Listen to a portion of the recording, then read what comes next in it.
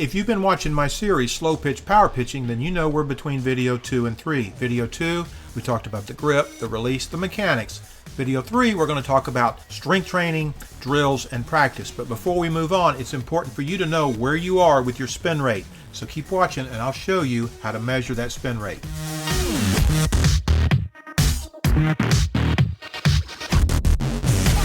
A high spin rate gives you an effectiveness against the batter. It helps you get batters out. It creates better movement for the pitch. It creates bite when it hits that bat. It gives you that effect that you want to control the ball more with a high spin rate. But when you start out, your spin rate may only be 600 to 700 RPM. That's not high enough. You need to be in the 800, 900, 1000 RPM range for that ball to really start having an effect off the bat. And you'll see it once you get up in that range and you start pitching and you let go of a pitch that's got a really good spin on it and you can feel it. You'll see it coming off that bat. You'll see the batter's reaction and says, wow, I wasn't expecting the ball to do that. But that'll happen once you get that spin rate up in that high range. That's what we want to do first. Develop a good high spin rate before you start being concerned about location and command. Don't worry about that. That'll come later. All you need is your phone camera, a tripod, maybe a friend to help you record it, calculator, piece of paper and pencil. That's what you need to calculate with. But let me show you.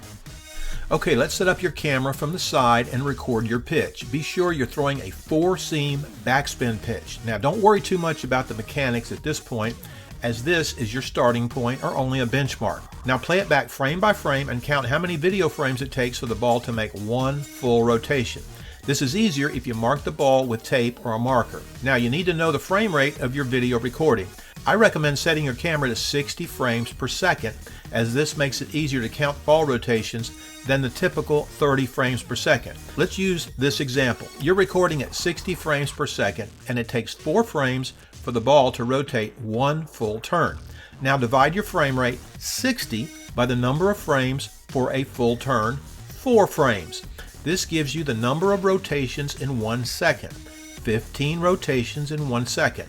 Now, just multiply the 15 rotations per second by 60 seconds in a minute, and this will give you your RPM, or 900 revolutions per minute. Here's another example. I recorded this pitch in slow motion at 240 frames per second. It takes 10.5 frames for the ball to make one full turn. So I divide the frame rate, 240 by 10.5, and this gives me 23 rotations in 1 second.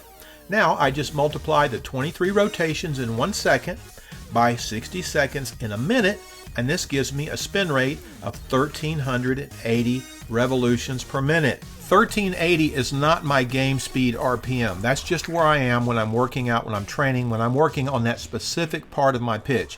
When I started out, I was probably around 700 to 800 RPM. And as I've worked on that part of my pitch, now game speed, I'm around 1000 RPM. So as you work on that, it will improve during your game. Now, while you're pitching in the game, you don't want to focus on that. You want to focus on location and command. Now, as you break your pitches down into specific parts, you're going to be amazed at the progress you make. Okay, thanks for watching. If you have any comments, leave them. If you have any questions, put them in the comment section. I always answer questions. Give me a thumbs up, subscribe, ring the bell. We'll see you next time. Strength training, drills, and practice.